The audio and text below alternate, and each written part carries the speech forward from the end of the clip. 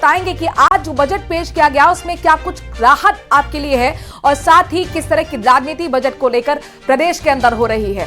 बात सबसे पहले युवाओं को लेकर करते हैं। दरअसल भजनलाल सरकार ने अपने दूसरे पूर्ण बजट में युवाओं को कई बड़े तोहफे दिए हैं। सरकारी नौकरियों में भर्ती के ऐलान से बेरोजगार युवा भी खुश हैं।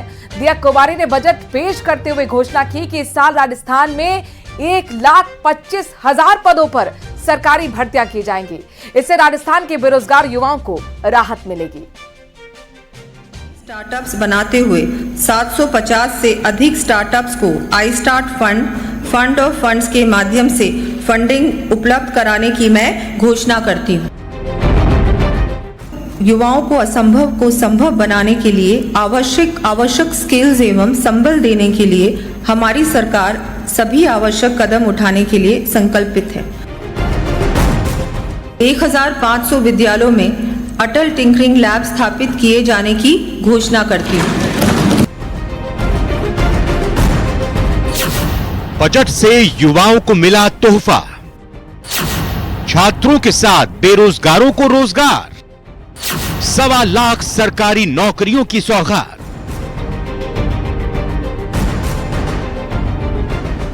वित्त मंत्री दिया कुमारी ने बजट से पहले जैसा संकेत दिया वैसा ही हुआ।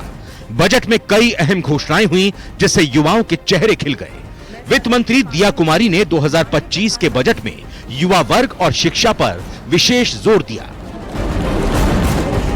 उन्होंने प्रदेश के युवाओं और शिक्षा प्रणाली में कई सौगातें दी हैं। दिया कुमारी ने ऐलान किया है कि प्रदेश में रोजगार नीति 2025 लाई जाएगी। सरकार के दूसरे पूर्ण बजट में दिया कुमारी ने युवाओं के लिए जो ऐलान किया है उसमें सरकारी सेक्टर में 1.25 लाख पदों पर भर्तियां, निजी क्षेत्र में 1.5 लाख पदों पर भर्तियां की जाएंगी। विश्वकर्मा युवा उद्यमी योजना की शुरुआत होगी। 50,000 युवाओं को कौशल प्रशिक्षण दिया जाएगा। स्टार्टअप के लिए युवाओं को फंड दिया जाएगा। अगले साल 1500 स्टार्टअप बनाएंगे। हैदराबाद, दिल्ली, मुंबई, बेंगलुरु में हेल्प डेस्क की शुरुआत की जाएगी। युवाओं को असंभव को संभव बनाने के लिए आवश्यक स्किल्स एवं संबल देने के लिए हमारी सरकार सभी आवश्यक कदम उठाने के लिए संकल्पित है। युवाओं को रोजगार परक प्रशिक्षण, इंटर्नशिप, अप्रेंटिसशिप तथा रोजगार की योजनाओं के माध्यम से समुचित अवसर प्रदान करने के लिए राजस्थान रोजगार नीति 2025 लाने की मैं घोषणा करती हूँ।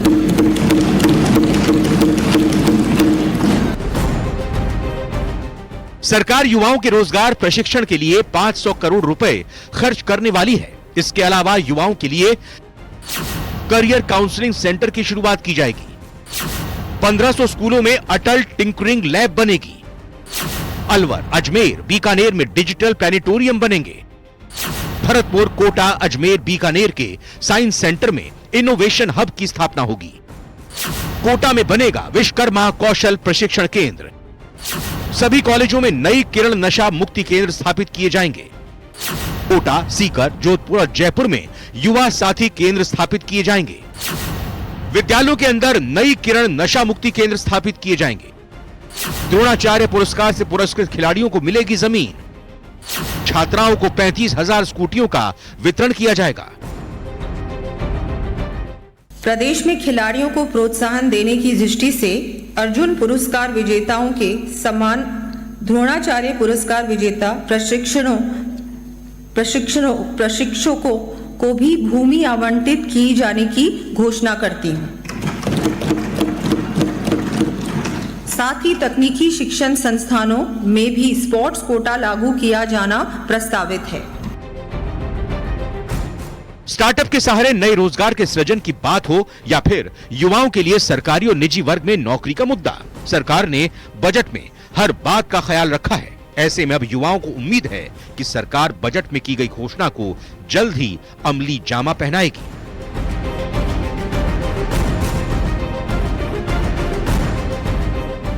Bureau report, news 18, Rajasthan.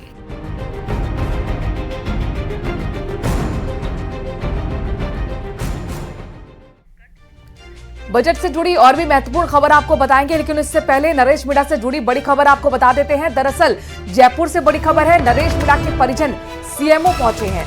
मुख्यमंत्री से नरेश मीणा के पिता ने मुलाकात की है। बड़ी खबर आपको बता रहे हैं, नरेश मीणा से जुड़ी हुई थप्पड़ कांड में वो जेल में बंद हैं और जाहिर तौर पर उनके परिजन आप तस्वीरों में देख सकते हैं, सीएमओ पहुंचे हुए हैं। सीएम से मुलाकात नरेश मीणा के पिता ने की है। तस्वीरों में आप देख सकते हैं नरेश मीणा के पिता, माता नजर आ रहे होंगे। आज मैं कल्याण सिंह मीणा, नरेश मीणा का पिता, ये तो मेरा बच्चे है। आज मुख्यमंत्री जी ने ये जो 25 तारीख को लेकर के आंदोलन की रूपरेखा बन रही थी हमारी, उसको लेकर वार्ता के लिए बुलाया गया।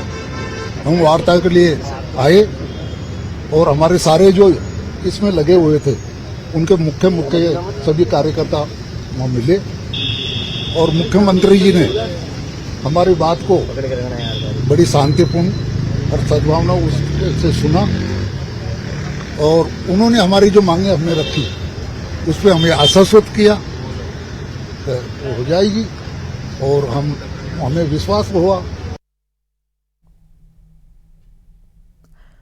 आपको बता दें कि नरेश मीणा के समर्थक परिजन लगातार उनकी रिहाई की मांग कर रहे हैं और खुद आज नरेश मीणा के पिता सीएमओ यानी कि मुख्यमंत्री आवास पर पहुंचे थे और मुख्यमंत्री से उन्होंने मुलाकात की है।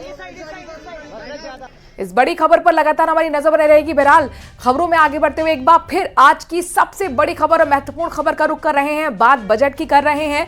वित्त मंत्री दिया कुमारी ने आज राजस्थान का पूर्ण बजट पेश किया है और सबसे खास बात यह रही है कि इस बार किसानों के लिए अलग से बजट पेश किया गया और किसानों का बजट में विशेष ध्यान भी रखा गया है।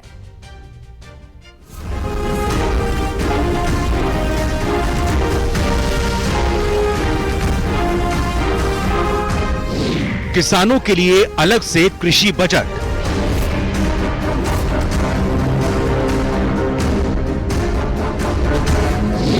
पीएम किसान सम्मान निधि 9,000 की।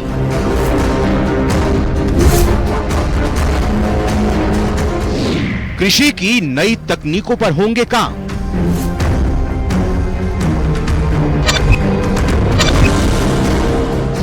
गेहूं के एमएसपी पर बढ़ाई गई बोनस राशि।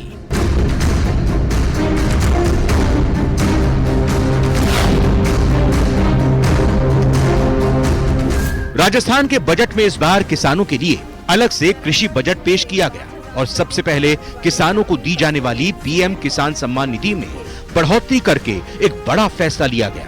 अब किसानों को हर साल 9,000 रुपए किसान सम्मान निधि के तहत दिए जाएंगे।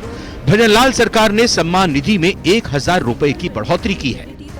इस वर्ष माननीय मुख्यमंत्री जी ने प्रदेश के किसानों के हित में पीएम किसान सम्मान निधि की राशि में वृद्धि की थी। आगामी वर्ष से इस राशि को और बढ़ाकर 9,000 रुपए प्रतिवर्ष करने की मैं घोषणा करती हूँ। इसके साथ ही बजट में 3,50,000 हेक्टेयर में ड्रिप स्प्रिंकलर के प्रावधान किए जाएंगे। 50,000 फार्म पॉन्ड सिंचाई पाइपलाइन बिछाए जाएंगे। इनके लिए 900 करोड़ रुपए के अनुदान का प्रावधान किया जाएगा, जिससे 4 लाख से ज्यादा किसान लाभान्वित होंगे। माननीय मुख्यमंत्री श्री भजनलाल जी शर्मा के भागीरथी प्रयासों से प्रारंभ किए गए पूर्वी राजस्थान के लिए जीवनदायिनी राम जल सेतु लिंक परियोजना संशोधित पीकेसी ERCP के कार्य को गति देते हुए 9,416 करोड़ रुपए के कार्यादेश दिए जा चुके हैं।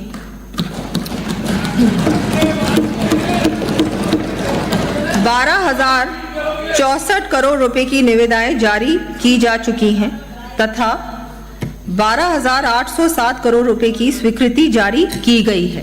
केमिकल फर्टिलाइजर्स एवं पौधे संरक्षण रसायनों के दुष्प्रभाव से स्वास्थ्य पर पड़ रहे विपरीत प्रभाव की रोकथाम के लिए नेशनल नेचुरल फार्मिंग मिशन के अंतर्गत कृषकों को दिए जा रहे संबल में वृद्धि करते हुए आगामी वर्ष 2,50,000 किसानों को अनुदान दिए जाने की घोषणा करती हूँ।